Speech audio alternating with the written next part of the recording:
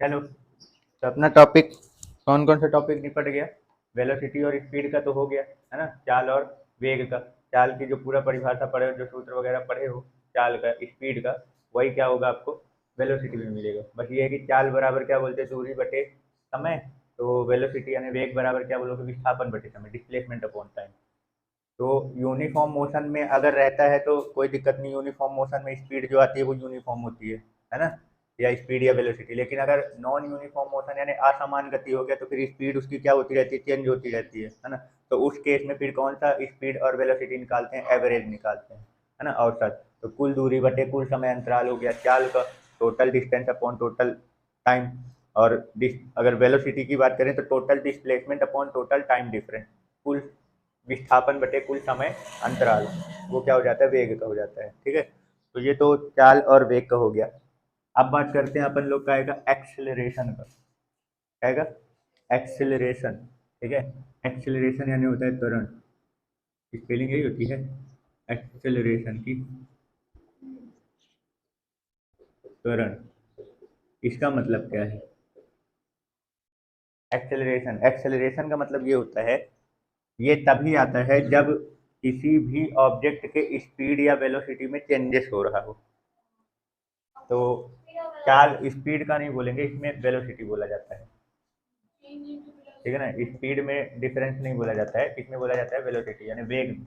तो जब किसी भी वस्तु के वेग में अगर परिवर्तन होता है, वेलोसिटी में चेंजेस होता है, तभी उसमें एक्सेलरेशन होगा, नहीं तो एक्सेलरेशन नहीं आएगा, त्वरण नहीं आएगा। एक्सेलरेशन को थोड़ा सा फील कर लो, जैसे जो गाड़ी वाड़ी चलाते हैं ना, तो जब अगर गाड़ी की स्पीड स्पीड बढ़ानी होती है तो क्या बोलते हैं, क्या करते हैं, एक्सेलरेटर लेते हो ना उसका, हम आधार के। तो वो एक्सेलरेटर जो नाम लिखा हुआ है उसका जो पड़ा है वो यही आया है कि आप स्पीड में क्या कर रहे हो, चेंजेस कर रहे हो, उसकी वेलोसिटी में चेंजेस कर रहे हो, इसलिए वो एक्सेलरेटर है। तो बोले एक्सीलेटर मार थोड़ा तेज ले तो पिकअप बढ़िया उड़ावत है ना, तो फिर अपनो एक्सेलरेशन हो जाता है पीछे का ही, है ना। तो ये एक्सेलरेशन का मतलब वही है, वेग में परिवर्तन करना यानी कि वेलोसिटी में चेंजेस करना।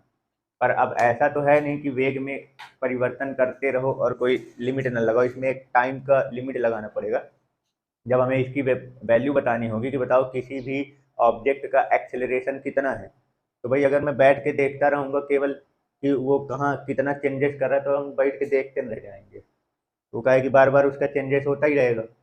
तब हम कैसे बताएं कि किसी भी ऑब्जेक्ट का एक्सेलरेशन कितना है, तो हमको उसमें एक पर्टिकुलर टाइम पर बताया जाता है।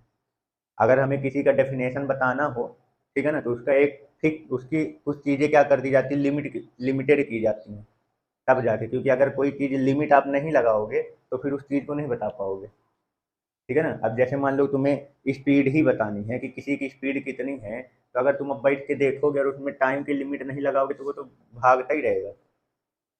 तो एक लिमिट लगाना पड़ेगा ना कि इतने किलोमीटर इतने सेकंड या इतने मिनट में जा रहा है। तो ठीक उसी तरीके से एक्सेलरेशन को भी बताते हैं। तो एक्सेलरेशन का क्या फॉर्मूला बोलते हैं, चेंजेस इन वेलोसिटी है, लेकिन पर यूनिट टाइम में बताया जाता है कि पर यूनिट टाइम में वेलोसिटी में कितना चेंजेस हो रहा है, प्रति एकांक समय में वेग में कितना परिवर्तन हो रहा है। समझ में आया क्या बोला, कि प्रति एकांक समय यानी कि पर यूनिट टाइम में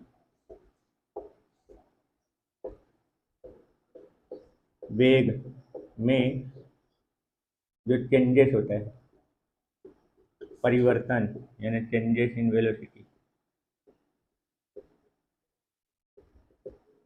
इसी को क्या कहते हैं, एक्सेलरेशन बोलते हैं। समझ में आया, क्लियर। तो फॉर्मूला एक्सेलरेशन को किससे रिप्रेजेंट करते हैं, त्वरण को किससे रिप्रेजेंट करते हैं, ए से। इसका फॉर्मूला क्या बनेगा, क्या बोला मैंने, वेग में परिवर्तन, चेंजेस इन वेलोसिटी।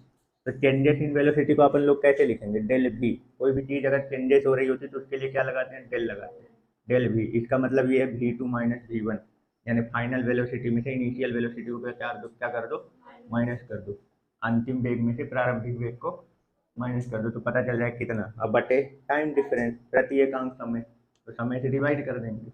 ये अपना क्या बन गया, फॉर्मूला। आया समझ में, क्लियर हो गया, कोई डाउट? ठीक है तो इसी को अपन लोग एवरेज भी बोल सकते हैं, कुल वेग में परिवर्तन। ऊपर क्या लिख दूंगा, कुल वेग में परिवर्तन, टोटल चेंजेस इन वेलोसिटी, और नीचे कुल समय अंतराल, टोटल टाइम डिफरेंस, तो ये क्या बन जाएगा, एवरेज भी बन जाएगा। मतलब एवरेज के लिए भी यही फॉर्मूला यूज करते हैं, औसत के लिए भी यही फॉर्मूला यूज करते हैं जो एक्सेलरेशन।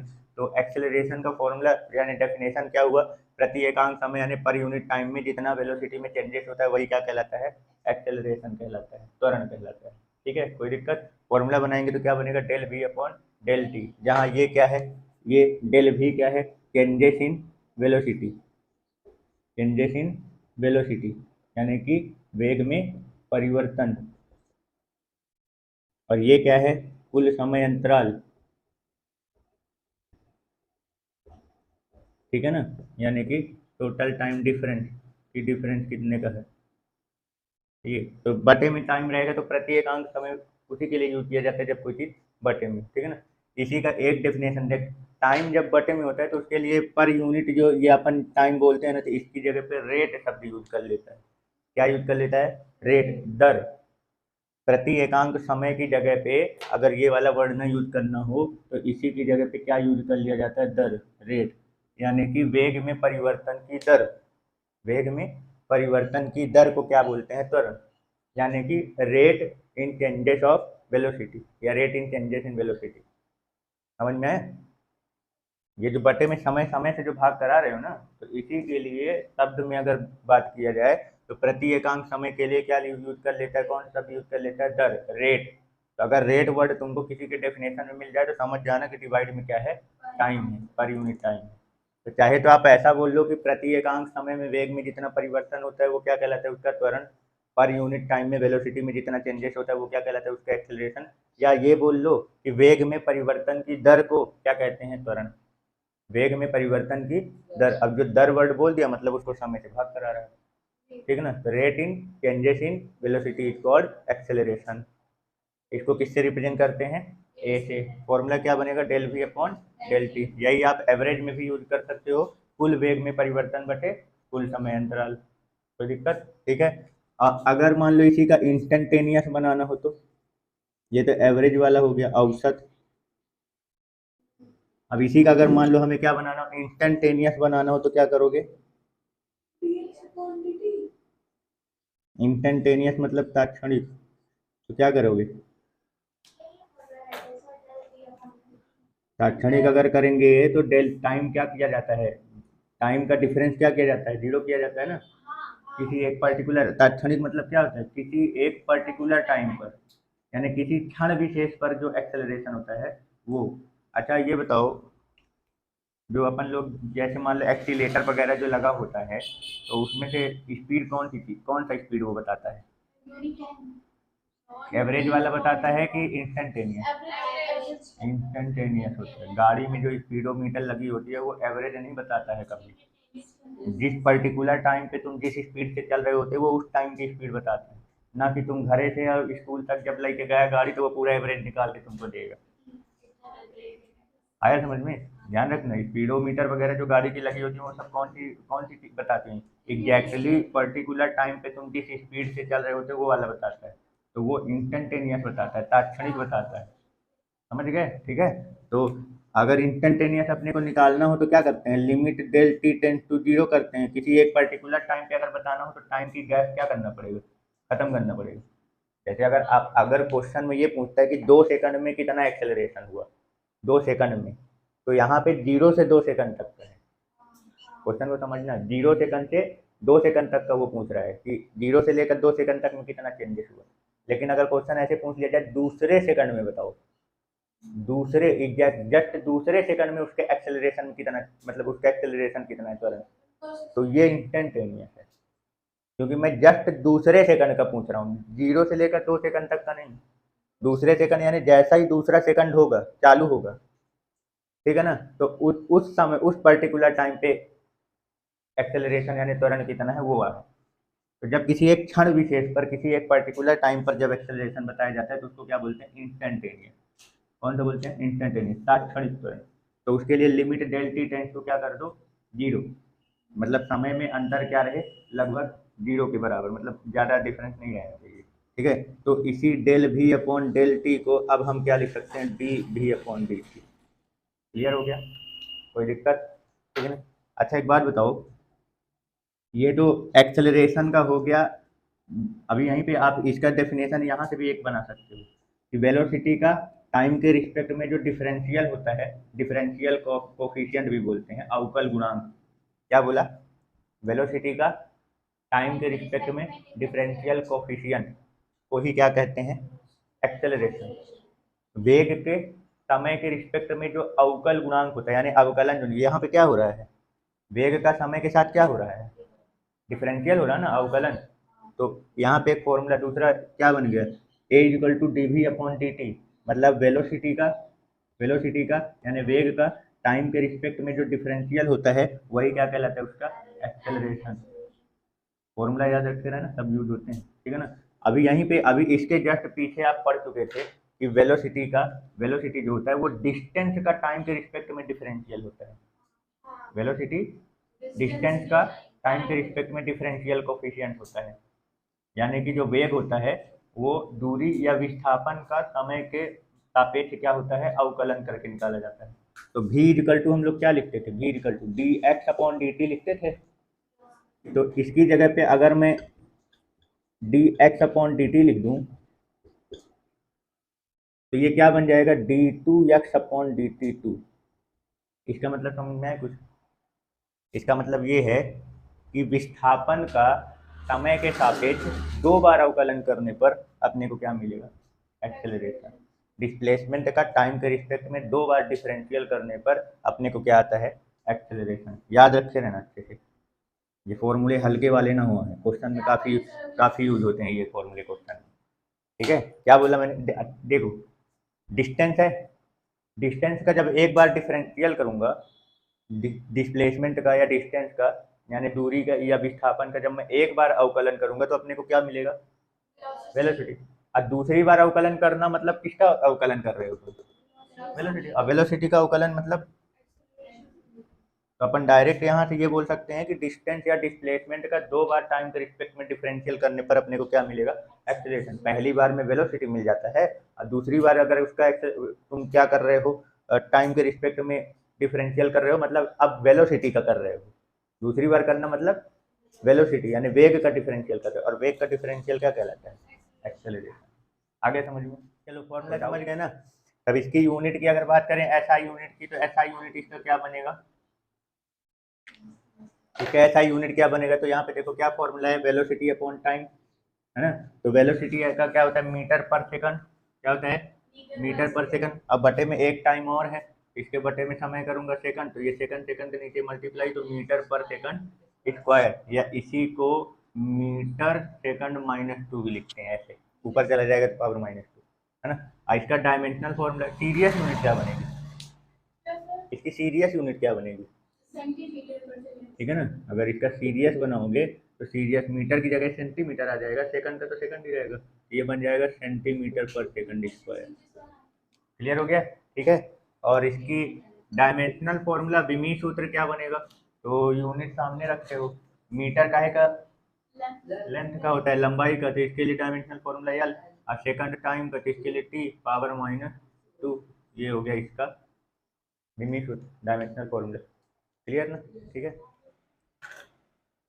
चलो अपना नेक्स्ट टॉपिक ये है, एक्सेलरेशन तो समझ गया कि एक्सेलरेशन कहते हैं किसको, यानी जब वेलोसिटी में अगर चेंजेस होगा तभी आपको क्या मिलेगा, एक्सेलरेशन मिलेगा, ठीक है ना। अच्छा नेक्स्ट टॉपिक बढ़ाने से पहले एक छोटा सा क्वेश्चन बता दो, ये बताओ कि, अच्छा क्वांटिटी बताए हैं क्या इसका, ये कौन सी क्वांटिटी है, नहीं बताए ना, तो क्वांटिटी भी बताओ। ये पहला तो ये कोई भी अगर नया फिजिकल क्वांटिटी आता है तो ध्यान रखना उस नए फिजिकल क्वांटिटी में हमेशा तीन चीज़ें तो पहले वेरी मोस्ट इंपॉर्टेंट रहते हैं। क्या? एक, क्वांटिटी यानी किस प्रकार की राशि है वो, सदिश राशि है कि अदिश राशि, दूसरा यूनिट, और तीसरा उसका डायमेंशनल फॉर्मूला भी मिक्स। तो यूनिट और डायमेंशनल फॉर्मूला तो समझ गए। इसका कौन सी यूनिट, राशि की अगर बात करें एक्सेलरेशन, तो कौन सी राशि है ये, कौन, वेक्टर क्वांटिटी है। कौन सी क्वांटिटी है, वेक्टर क्वांटिटी यानी सदिश राशि है, यानी इसकी दिशा जो है वो होगी। अब अगर ये वेक्टर क्वांटिटी है तो इसका डायरेक्शन भी देखना पड़ेगा फिर, कि डायरेक्शन किधर साइड होगा। तो इसका डायरेक्शन अगर बताएं तो बताओ डायरेक्शन किधर साइड होगा, डायरेक्शन यानी दिशा किधर साइड होगी। जब वेक्टर क्वांटिटी है तो मतलब डायरेक्शन होगा। अब डायरेक्शन अगर है तो किस, उसका डायरेक्शन किधर, जब भी मोशन होगा तो उसका डायरेक्शन किधर साइड होगा। तो वो मोशन पर डिपेंड करता है कि मोशन किस टाइप का हो रहा है। लीनियर मोशन हो रहा है, one dimensional, two dimensional, three dimensional, ठीक है, ये देखना पड़ता है। तो ये जो एक्सेलरेशन होता है, जैसे आप मान लो कैसे एक स्ट्रेट लाइन में जैसे मोशन कर रहे हो, मोशन इन स्ट्रेट लाइन, ठीक है ना, सीधी रेखा में गति। तो अगर स्ट्रेट लाइन में है तो फिर आपका एक्सेलरेशन और वेलोसिटी सेम डायरेक्शन में, एक्सेलरेशन जो होगा वो किसके डायरेक्शन में होगा, वेलोसिटी के डायरेक्शन में। समझ गए। एक्सेलरेशन जो होगा वो किसके डायरेक्शन में होगा, वेलोसिटी के डायरेक्शन में। लेकिन कहीं कहीं पे अगर घुमावदार वाला हो जाता है, कैसा हो जाता है, घुमावदार, यानी कि सर्कुलर मोशन अगर हो जाए, वृत्तीय गति, ये तो एकदम सीधी रेखा है, ये कैसा है, स्ट्रेट लाइन में मोशन है, स्ट्रेट लाइन यानी सीधी रेखा में गति है। तो अगर सीधी रेखा में गति हो रही है तो एक्सेलरेशन यानी त्वरण की दिशा किधर साइड होगी, वेग के ही दिशा में होगी, जिधर साइड वेग का डायरेक्शन है वेलोसिटी का, उधर ही साइड रहेगा, ठीक है ना। लेकिन अगर अपना मोशन कैसा हो गया, कहीं पे भी अगर मान लो घुमावदार वाला आ गया, सर्कुलर मोशन हो गया, तो सर्कुलर मोशन में जो एक्सेलरेशन का मोशन होता है वो लीनियर के क्या होता है, परपेंडिकुलर होता है, यानी वेलोसिटी के क्या होता है, परपेंडिकुलर हो जाएगा। तो अगर वेलोसिटी ऐसे मान लो जैसे यहाँ पे है, तो वेलोसिटी किधर साइड है, इधर साइड, यहाँ पे पहुँच गया तो वेलोसिटी इधर साइड, यहाँ पहुँच गया तो वेलोसिटी। सर्कुलर मोशन में जो वेलोसिटी का डायरेक्शन होता है वो कैसे डिसाइड करते हैं, कैसे बताते हैं, तो जिस भी पॉइंट पर आपको बताना है ये किस प्रकार की गति है, वृत्तीय गति है। कौन सी गति है, वृत्तीय गति है, सर्कुलर मोशन। तो सर्कुलर मोशन में जब आप देखोगे तो सर्कुलर मोशन में पहली बार, अच्छा ये भी ध्यान रखना, सर्कुलर मोशन जो होता है वो कौन सा मोशन होता है, एक्सेलरेटेड मोशन ही होता है। अगर मान लो ये 20 मीटर पर सेकंड की स्पीड से मान लो चल रहा है, पहले तो ये ध्यान रखना कि जो एक्सेलरेशन, जो सर्कुलर मोशन होता है, वृत्तीय गति होती है, वो एक प्रकार की एक्सेलरेटेड मोशन ही होती है, त्वरित गति होती है, त्वरण हो रहा है। त्वरण क्या कहलाता है, वेग में परिवर्तन बटे समय। तो वेग में चेंजेस यानी वेलोसिटी में चेंजेस कितने तरीके से हो सकते हैं, दो तरीके से। एक उसका मैग्नीट्यूड चेंज कर दो, लगातार परिमाण उसका क्या हो रहा हो, बदल रहा हो, यानी जैसे पहले 10 मीटर से जा रहा था फिर 20 मीटर पर सेकंड से चलने लगे, फिर मान लो 30 मीटर पर सेकंड से चलने लगे, ऐसे। तो लगातार चेंज हो रहा है ना वेलोसिटी में, तो वेलोसिटी में अगर चेंजेस आ गए तो मतलब वहाँ त्वरण होगा, एक्सेलरेशन। और अगर मान लो यूनिफॉर्म स्पीड से चल रहा है, जैसे 20 मीटर पर सेकंड की स्पीड से यहाँ पे भी चल रहा है, अगर यूनिफॉर्म, अब 20 मीटर पर सेकंड की स्पीड से यहाँ पे भी चल रहा है, इन दोनों में बताओ किस में एक्सेलरेटेड मोशन है, किस में एक्सेलरेशन यानी त्वरण है और किस में नहीं है। इस वाले में है इस वाले में, क्यों, तो हाँ, मैग्नीट्यूड तो दोनों में नहीं चेंज हो रहा है। मैग्नीट्यूड जो है यानी कि जो मान है, वैल्यू जो है, इसका परिमाण जो है वो दोनों में नहीं बदल रहा है, लेकिन इसमें ऑब्जेक्ट जो है वो एकदम स्ट्रेट लाइन में जा रहा है, तो स्ट्रेट लाइन में जाने के कारण इसका डायरेक्शन भी नहीं चेंज हो रहा है, दिशा भी नहीं बदल रही है। समझ गए। एक्सेलरेशन जो होता है, तो वेलोसिटी अगर देखा जाए तो वेलोसिटी जो होता है ये कैसा होता है, वेलोसिटी में अगर आपको चेंजेस चाहिए, क्या चाहिए हमें, वेग में अगर क्या चाहिए, परिवर्तन चाहिए, तो हमें वेग में परिवर्तन हम दो तरीके से कर सकते हैं। एक, परिमाण में बदल कर, परिमाण चेंजेस कर दो, या फिर एक दिशा, डायरेक्शन, मैग्नीट्यूड बदल दो, या तो फिर उसका डायरेक्शन चेंज करो लगातार। तो दोनों, अगर दोनों में से कोई भी अगर बदल जाएगा तो उसमें वेग वेलोसिटी जो है वो चेंजेस कहलाएगा। बात समझ में आ रही क्या बोल रहा हूँ, दोनों में से अगर किसी की भी वैल्यू अगर चेंज हो रही है तो वो वेलोसिटी में चेंजेस कहलाएगा, वेग में परिवर्तन कहलाएगा वो। समझ में आया। तो जैसे मान लो मैंने यहाँ पे दिया कि ये 20 मीटर पर सेकंड की स्पीड से एकदम स्ट्रेट लाइन में जा रहा है, और दूसरा ऑप्शन मैंने दिया 20 मीटर पर सेकंड से सर्कुलर मोशन कर रहा है, वृत्तीय गति कर रहा है। तो स्ट्रेट लाइन वाले में यहाँ पे एक्सेलरेशन होगा कि नहीं होगा। तो पहले तो मैंने बोला 20 मीटर पर सेकंड के यूनिफॉर्म स्पीड से जा रहा है, एक समान गति से, तो मैग्नीट्यूड तो नहीं चेंज हो रहा, परिमाण तो नहीं बदल रहा। अब दिशा की अगर बात करें तो इसमें दिशा भी नहीं बदल रही, क्योंकि एक ही डायरेक्शन में ये कंटिन्यू जा रहा है। तो मतलब यहाँ पे वेलोसिटी में जो चेंजेस है वो नहीं हो रहा, अभी वेलोसिटी में चेंजेस नहीं हो रहा है। तो अगर वेलोसिटी में चेंजेस नहीं होगा तो उसका एक्सेलरेशन क्या हो जाएगा, जीरो, एक्सेलरेशन वहाँ नहीं आएगा, समझ में। लेकिन जब सर्कुलर मोशन की मैं बात कर रहा हूँ तो यहाँ पे भी ये यूनिफॉर्म स्पीड से ही जा रहा है, एक समान गति से ही चल रहा है, लेकिन सर्कुलर मोशन में इसका डायरेक्शन बार बार चेंज हो रहा है, ठीक है ना। कहीं पे भी अगर आप पॉइंट ले लो, कहीं पे भी, जैसे मान लो रस्सी में एक पत्थर बांधो और उसको क्या करो, घुमाओ, रस्सी में पत्थर बांध के उसको क्या करो, घुमाओ। अब पता करना है कि वो पत्थर का वेलोसिटी या इस वेग का डायरेक्शन कहाँ है, वहीं पे छोड़ दो रस्सी को, वो वहीं से सीधा निकल जाएगा, वो सर्कुलर मोशन नहीं करेगा। जहाँ से छोड़ दोगे, कभी किए होगे, अगर घुमाए होगे कभी, तो उसको जहाँ से छोड़ते हो तो वो वहीं से आगे चला जाता है। अगर इसको घुमाए, मान लो घुमा रहा हूँ, यहाँ से घूमते घूमते मान लो यहाँ पे आ गया, और यहाँ से मैं अगर रस्सी को छोड़ दूंगा तो सीधे इधर निकल जाएगा।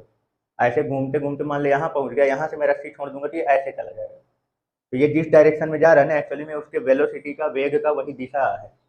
तो आप अगर सर्कुलर मोशन में किसी भी ऑब्जेक्ट का किसी भी पॉइंट पर अगर अपने को वेलोसिटी का डायरेक्शन चाहिए, वेग का, तो क्या कर दो, उसके उस सर्कुलर मोशन में टेंजेंट खींच दो, स्पर्श रेखा। तो जो स्पर्श रेखा होती है वही क्या कहलाती है, उसका उस पॉइंट का वेलोसिटी का डायरेक्शन, वेग की दिशा। आई बात समझ में, क्लियर। और जो एक्सेलरेशन का डायरेक्शन होता है, त्वरण का, वो वेग के परपेंडिकुलर होता है। कैसा होता है, वेग के वेलोसिटी के परपेंडिकुलर होता है, मतलब सेंटर की ओर चला जाएगा हर बार। इसका एक्सेलरेशन का डायरेक्शन जो होगा वो किधर साइड होगा, सेंटर की ओर। क्लियर हो गया, कोई डाउट।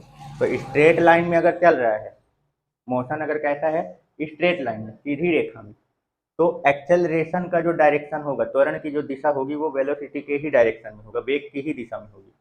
लेकिन अगर कहीं पे मोशन कैसा हो गया, सर्कुलर हो गया, तो जैसे ही सर्कुलर मोशन होगा तो एक्सेलरेशन का डायरेक्शन यानी त्वरण की जो दिशा होगी वो वेलोसिटी के या लीनियर वेलोसिटी के क्या हो जाएगा, परपेंडिकुलर। तो सर्कुलर मोशन में आपको ये कहाँ दिखेगा, आपको सेंटर की ओर। कहीं भी परपेंडिकुलर ड्रॉ करोगे तो वो हमेशा किधर की ओर आएगा, सेंटर की ओर, सर्कुलर मोशन के केंद्र की तरफ। तो दोनों में आ गया समझ में, क्लियर हो गया, ठीक है ना। तो डायरेक्शन में कोई कंफ्यूजन, तो जब स्ट्रेट लाइन में चलेगा तो वेलोसिटी के डायरेक्शन में रहेगा एक्सेलरेशन का डायरेक्शन, और अगर सर्कुलर मोशन हो रहा है तो फिर परपेंडिकुलर, वेलोसिटी के परपेंडिकुलर सेंटर की ओर, वेलोसिटी के परपेंडिकुलर यानी कि वेग के लंबवत, वेग के लंबवत इधर साइड, केंद्र यानी सेंटर की ओर। कोई दिक्कत, ठीक है। चलो तो निपटा लो डायरेक्शन का केस इसका। चलो नेक्स्ट टॉपिक, नेक्स्ट पॉइंट अपन समझते हैं इसका। तो ये बताओ, यूनिफॉर्म एक्सेलरेटेड मोशन और नॉन यूनिफॉर्म एक्सेलरेटेड मोशन क्या, यूनिफॉर्म एक्सेलरेटेड मोशन और नॉन यूनिफॉर्म एक्सेलरेटेड मोशन, इसको कौन डिफाइन करेगा, थोड़ा बोलो। ये यूनिफॉर्म सर जिसमें मैग्नीट्यूड चेंज है लेकिन डायरेक्शन चेंज ना हो, यूनिफॉर्म एक्सेलरेटेड है। बहुत सही, एक समान त्वरित गति, दूसरा असमान त्वरित गति, नाम से ही क्लियर है। अगर से हम कह दें कि चेंज इन वेलोसिटी, तो अगर इसमें पहले जो velocity नाम लिखा हुआ है उसका मतलब बताओ। एक समान मतलब एक समान त्वरित गति, यूनिफॉर्म एक्सेलरेटेड मोशन, पर टाइम पे उसका एक्सेलरेशन सेम रहेगा, पर टाइम पे एक्सेलरेशन, मतलब सेम टाइम पे एक्सेलरेशन वेलोसिटी मतलब समय चल रहा है उसका मैग्नीट्यूड सेम रहेगा, मतलब जैसे किसका किसका मैग्नीट्यूड, यूनिफॉर्म में सेम टाइम, तो वेलोसिटी का, किसका मैग्नीट्यूड, एक्सेलरेशन का, एक्सेलरेशन का। वेलोसिटी का मैग्नीट्यूड सेम हो जाएगा तो एक्सेलरेशन कहाँ से आएगा। एक्सेलरेशन के लिए, त्वरण के लिए सबसे ज़्यादा जरूरी है वेलोसिटी में चेंजेस, वेग में परिवर्तन। अगर वेग में परिवर्तन नहीं होगा तो एक्सेलरेशन नहीं आएगा, त्वरण नहीं होगा। तो वेग यहाँ अगर बोल रहा है एक्सेलरेटेड मोशन, अगर बोल रहा है त्वरित गति अगर हो रही है तो इसका मतलब ये है वेग में परिवर्तन हो रहा है। लेकिन यहाँ बोल रहा है एक समान त्वरित गति, तो एक समान त्वरित गति मतलब ये हो गया कि यहाँ पे वेग में परिवर्तन, सेम टाइम में सेम चेंजेस हो रहा है वेलोसिटी, समझ में है। एक समान त्वरित गति, तो त्वरण का मतलब क्या होता है, एक्सेलरेशन मतलब क्या होता है, चेंजेस इन वेलोसिटी। यानी वेग में परिवर्तन, बिना वेग में परिवर्तन हुए त्वरित गति नहीं आएगी, मतलब त्वरण नहीं आएगा। अगर डेल भी जीरो है तो एक्सेलरेशन भी जीरो होगा, ये ध्यान रखना। तो अगर कहीं बोला जा रहा है त्वरित गति, अगर बोला जा रहा है एक्सेलरेटेड मोशन अगर बोला जा रहा है, तो इसका मतलब वहाँ वेग में परिवर्तन हो रहा है, वेलोसिटी में चेंजेस आ रहा है। समझ गए? पहले तो इसको भेजे में बैठाए रहना अच्छे से, ये ना कर देना कि वेलोसिटी है में चेंजेस नहीं हो रहा है। ठीक है? तो अब बात ये आती है यूनिफॉर्म एक्सेलरेटेड मोशन, मतलब वेलोसिटी में चेंजेस जो हो रहा है ना वो यूनिफॉर्म हो रहा है, मतलब बदल बदल के चेंजेस नहीं हो रहा है। जैसे एक एग्जांपल समझो, जैसे हमने बोला कि एक गाड़ी है जो मान लो 0 से चालू कर रहा है, 1 सेकंड में इस जो है वो कितना दूरी चला गया, 2 मीटर का डिस्टेंस कवर कर दिया। अगले 1 सेकंड में उसने 4 मीटर की दूरी कवर कर दी।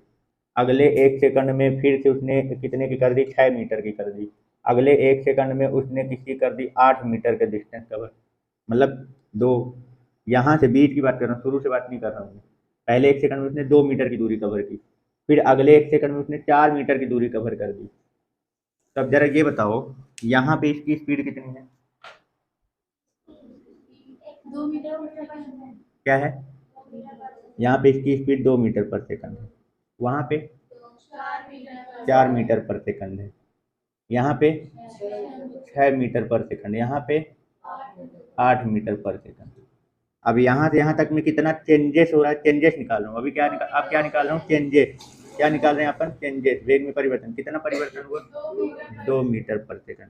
यहाँ से यहाँ तक में कितना चेंजेस हुआ, 2 मीटर पर सेकंड का। यहाँ से यहाँ तक में कितना चेंज हुआ, 2 मीटर पर सेकंड का।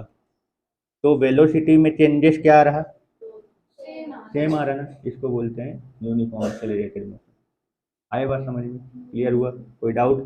ठीक है ना? यानी कि जब वेग में परिवर्तन क्या हो, बराबर हो, वेग में परिवर्तन एक फिक्स टाइम में, नियत मतलब समय आपको फिक्स करना है कि पर सेकंड, या आप एक फिक्स टाइम, पर्टिकुलर टाइम पे अगर बात करें तो उसके वेलोसिटी में चेंजेस अगर सेम हो रहा, वेलोसिटी का चेंजेस अगर सेम है, वेग में परिवर्तन बराबर है समय में के साथ, तो उसको क्या बोलते हैं, यूनिफॉर्म एक्सेलरेटेड मोशन, एक समान त्वरित गति। आया समझ में? क्लियर हो गया? ठीक है। और यही अगर एग्जांपल यहाँ पे अगर समझें, तो यहाँ पे अगर समझें तो जैसे मान लो ये 0, 1 सेकंड, ये 2 सेकंड, ये 3 सेकंड, यहाँ पे भी कर देता हूँ, ये 2 सेकंड, 3 सेकंड, 4 सेकंड। ठीक है? तो ये बताओ यहाँ पे मान लो यहाँ से यहाँ तक इसने कितनी दूरी कवर की, 2 मीटर की। फिर यहाँ से यहाँ तक इसने कितनी कर दी, 5 मीटर की। फिर यहाँ से यहाँ तक इसने कितनी कर दी, मान लो कि 8 मीटर का कर दिया। ठीक है ना? नहीं 8 नहीं, 10 मान लो कर दिया, 10 मीटर कर दिया। ठीक है ना? तो अब बताओ जरा यहाँ पे जो इसका मोशन, एक सौ ले लो, 4 सेकंड, मान लो इसने कितना 12 मीटर का कवर किया। तो अब जरा बताओ यहाँ पे स्पीड कितनी है, पहले तो स्पीड बताओ, यानी वेलोसिटी कितनी है, यूनिट के साथ बोलो, 2 मीटर पर सेकंड। यहाँ से यहाँ, हाँ जी 2 मीटर है ना, ये 2 मीटर की दूरी कवर किया पहले 1 सेकंड में, तो कितना हो गया, 2 मीटर पर सेकंड। अगले सेकंड उसकी स्पीड कितनी हो गई, 5 मीटर पर सेकंड। फिर अगले सेकंड में कितनी हो गई, 10 मीटर पर सेकंड। अगले सेकंड में 12 मीटर। तो ये बताओ, देखो यहाँ पे पहले 1 सेकंड में वेलोसिटी कितना है, 2 मीटर पर सेकंड। अगले 1 सेकंड में इसकी वेलोसिटी कितनी हो गई, 4 मीटर पर सेकंड। नेक्स्ट अगले सेकंड में 6 मीटर। तो वेलोसिटी में चेंजेस हो रहा ना, मतलब एक्सेलरेटेड मोशन है। एक्सेलरेटेड मोशन यानी त्वरित गति है कि नहीं, वो पहले ये देखो वेलोसिटी में चेंजेस हो रहा कि नहीं। यहाँ हो रहा ना, यहाँ पे भी देखो वेलोसिटी में चेंजेस हो रहा कि नहीं हो रहा, मतलब यहाँ पे भी एक्सेलरेटेड मोशन।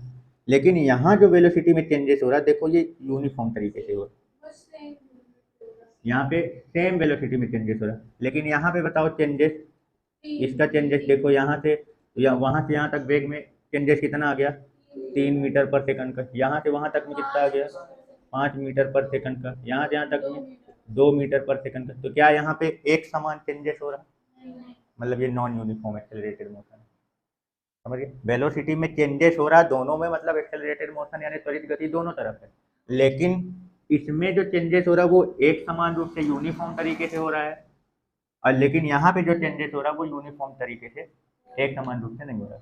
इसलिए इस वाले मोशन को क्या बोलेंगे, यूनिफॉर्म एक्सेलरेटेड मोशन, एक समान त्वरित गति। और इस वाले को क्या बोलेंगे, नॉन यूनिफॉर्म। तब डेफिनेशन क्या बनाओगे, एक्सेलरेशन इक्वल टू क्या होता है, del v upon del t, है ना। तो किसी एक मतलब फिक्स समय में नियत मतलब जैसे वेग वगैरह नहीं बताते कि एक निश्चित समय में यदि दूरी में परिवर्तन क्या हो, निश्चित हो, तो एक समान कहलाता है, एक समान वेग।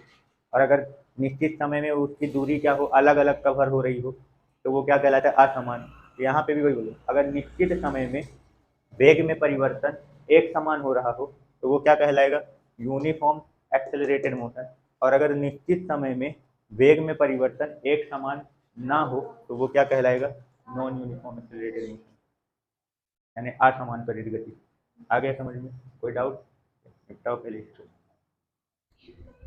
चलो इधर देखो, ये तो समझ गए ना, यूनिफॉर्म एक्सेलरेटेड मोशन और नॉन यूनिफॉर्म एक्सेलरेटेड मोशन किसको बोलते हैं। सबसे पहले तो एक्सेलरेटेड मोशन के लिए वेलोसिटी में चेंजेस होना जरूरी है, वेग में परिवर्तन। और अगर वेग में परिवर्तन एक समान तरीके से हो रहा हो तो उसको यूनिफॉर्म एक्सेलरेटेड एक समान त्वरित गति बोलेंगे।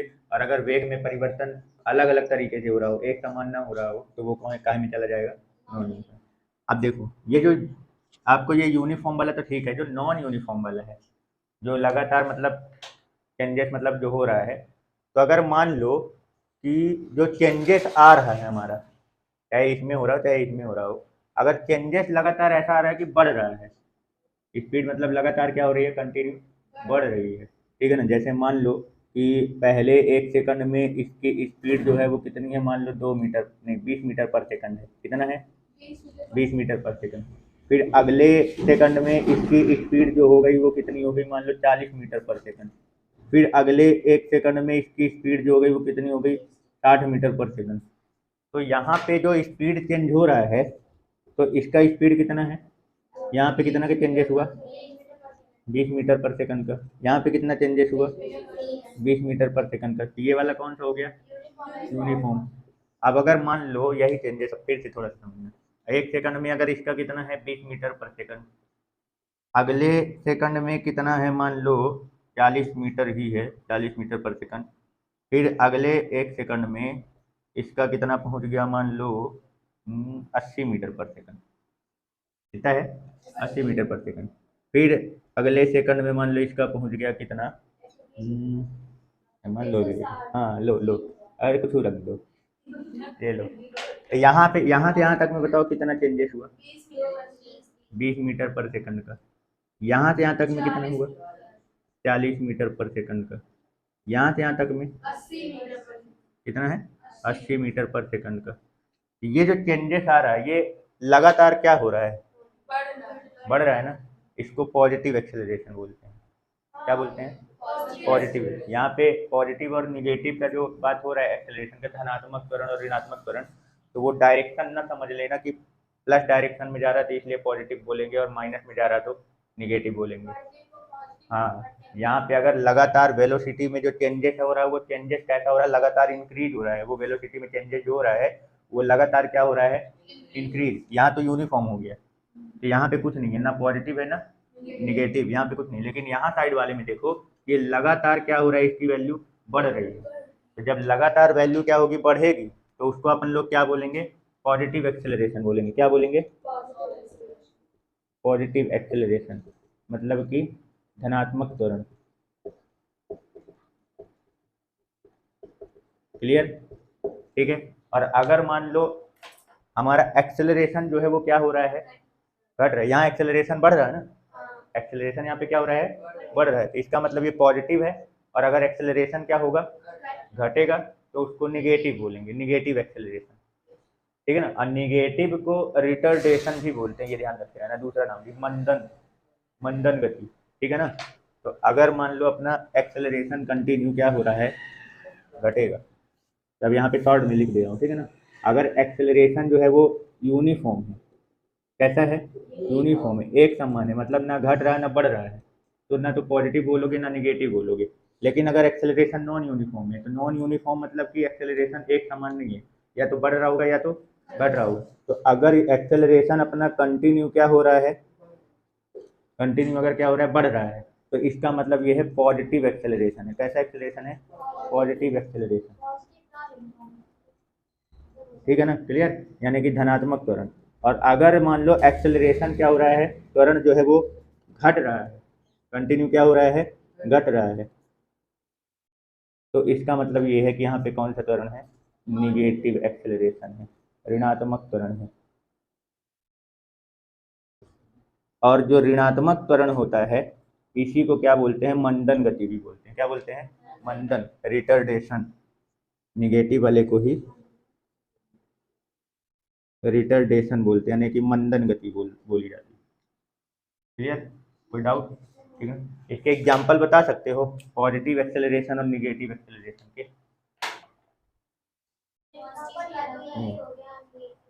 पॉजिटिव और निगेटिव एक्सेलरेशन का एग्जांपल बताओ, कोई जनरल लाइफ के एग्जांपल। अगर ऑब्जेक्ट को मान लो अपन क्या करते हैं, ऊपर फेंकते हैं, तो ऊपर फेंकने पर स्पीड लगातार क्या होती जाती है, ऊपर फेंकते हैं तो ऊपर जैसे जैसे ऑब्जेक्ट जाता जाता है तो उसकी स्पीड क्या होती जाती है, कम होती जाती है, और उसका एक्सेलरेशन क्या होता जा रहा है, घटता जा रहा है। तो ऊपर जाने पर कौन सा वाला मोशन हो रहा है उसका, रिटर्डेशन, निगेटिव, मंदन गति। और जैसे ही ऊपर से जब वो नीचे आएगा तो नीचे आने में उसकी स्पीड क्या होने लगती है, बढ़ने लगती है। और जब स्पीड क्या होने लगती है, बढ़ने लग जाती है, तो उसको क्या बोलते हैं, ये पॉजिटिव एक्सेलरेशन। दोनों एक साथ कैसे हो जाएगा, दोनों एक साथ। पॉजिटिव और निगेटिव में सब एक ही डायरेक्शन में बताया जाता है। ये तो बढ़ रहा होगा तो पॉजिटिव, और जहाँ से घट जाएगा तो निगेटिव में चला जाएगा। कहाँ पे लगा दें, बोल तो रहा हूँ, जब एक डायरेक्शन में जैसे जब तक बढ़ रहा होगा तब तक वो पॉजिटिव कहलाएगा, और जहाँ से घटना चालू कर देगा तो वो निगेटिव हो जाएगा। वही तो है, तो किया तो मान लो ग्राफ, मान लो मैं ऑब्जेक्ट, जैसे मान लो मैं नीचे से किसी ऑब्जेक्ट को क्या कर रहा हूँ, ऊपर फेंक रहा हूँ। अब मैं उसका ऊपर जाने से लेकर नीचे आने तक का पूरा ग्राफ तैयार करूंगा। तो पहले जब तक ऑब्जेक्ट ऊपर जाएगा तब तक उसका एक्सेलरेशन क्या होगा, बहुत सही है, ठीक है ना। उसका वेलोसिटी क्या होता जा रहा है, कम होता जा रहा है ना, तो उसका एक्सेलरेशन घट रहा है, तो यहाँ पे निगेटिव है। और फिर जैसे ही वो वापस आएगा तो अब उसका ग्राफ जो होगा एक्सेलरेशन का वो बढ़ेगा, यानी क्योंकि नीचे आने पर स्पीड कंटिन्यू क्या हो रही है, बढ़ रही है। तो जब स्पीड कंटिन्यू नीचे बढ़ती जा रही है तो इसका मतलब वो कौन सा है, पॉजिटिव एक्सेलरेशन दे रहा है। आया समझ में, क्लियर हो गया, कोई डाउट? ठीक है, चलो चलो।